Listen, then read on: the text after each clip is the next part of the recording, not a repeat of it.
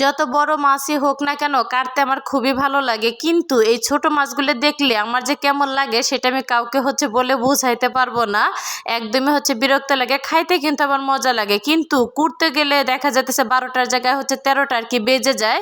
তো আমার মতন এই ধরনের অবস্থা কার কার হয় অবশ্যই কিন্তু কমেন্ট করে জানাবেন আপুরা। আসসালামু আলাইকুম, সবাই কেমন আছেন? আশা করি ভালো আছেন। আমি আল্লাহর রহমতে অনেকটা ভালো আছি। আমি যখন গ্রামের বাড়িতে ছিলাম, তো এই ছোট মাছগুলো আনলেই আমার শাশুড়িকে দিয়ে আমি আর কি কাটাইতাম, কারণ সে ছোট মাছগুলি সুন্দরভাবে আর কি কাটতে পারে, কিন্তু সে বড় মাছগুলি একদমই আর কি কাটতে পারে না। তো বড় মাছগুলি আনলে আমাকে দিয়ে কাটাইতো। তো বড় মাছ কাটতে আমার কাছে খুবই ভালো লাগে, কিন্তু এই ছোট মাছগুলি একদমই বিরক্ত লাগে। যাই হোক, তো মাছগুলি শুধু একটু পেঁয়াজ দিয়ে আর কি হাতে মেখে চড়চড়ি করব। এর জন্য এখানে হলুদ, মরিচ, জিরা, ধনিয়া, কাঁচামরিচ, পেঁয়াজ এবং বেশ কিছুটা পরিমাণে কিন্তু ধনিয়া পাতা দিছি, যেহেতু এখন ধনিয়া পাতার সিজন চলতেছে। আর এই সিজনের ধনে পাতা খেতে কিন্তু খুবই ভালো লাগে। দেখা যায় 12 মাসে যে ধনে পাতাটা, ওই ধনে পাতাটা আমি একদমই খাইতে পারি না, ভালো লাগে না। আর আমার হাজব্যান্ড আনেও না। আর এই হাতে মেখে চড়চড়ি করলে কিন্তু অনেকটা ভালো লাগে, সুন্দর একটা ঘ্রাণও আসে। যাই হোক, আর এই তো মাখামাখি কিন্তু হয়ে গেছে। তো পরিমাণ মতন একটু পানি দিয়ে তো চুলায় আর কি আমি বসিয়ে দেব। তো শুধু কিন্তু এই রান্নাটা করবো না, আরও কী রান্না করি তো দেখতে হলে কিন্তু ধৈর্য নিয়ে ভিডিওটার সাথেই থাকতে হবে। আর যাই হোক, এই তো এখানে কিন্তু আমি অফ ক্যামেরায় শোল মাছটা ভুনা করে নিছি। তো লাউ দিয়ে আর কি ভেঙে চুরে রান্না করব। আর শীতকালে কিন্তু টাকি মাছ বা শোল মাছ দিয়ে একটু ভেঙে চুরে লাউ দিয়ে রান্না করে খেতে কিন্তু খুবই আর কি ভালো লাগে। আর এই তো এখানে কিন্তু লাউগুলো আর কি দিয়ে দিলাম, সাথে একটু পানিও কিন্তু দিয়ে দিছি, যাতে সুন্দরভাবে আর কি সেদ্ধ হয়ে যায়। এক্সট্রা পরে আর কোনো পানি আমি দেব না।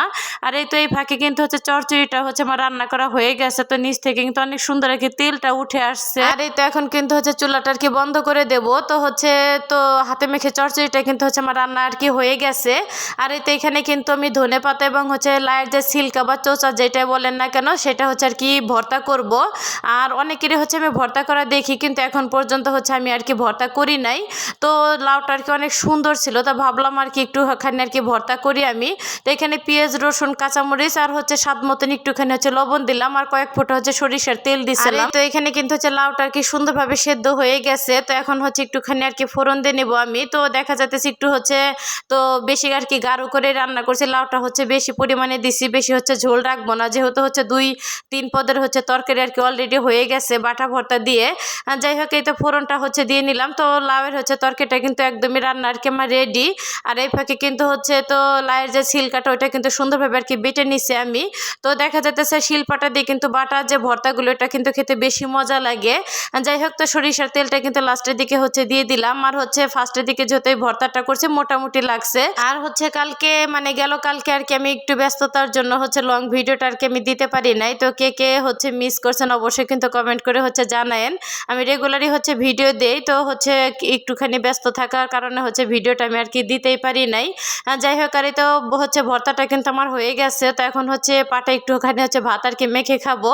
পাটা কিন্তু বাটা ভর্তা বানালে একটুখানি ভাত খেতে কিন্তু খুবই মজা লাগে।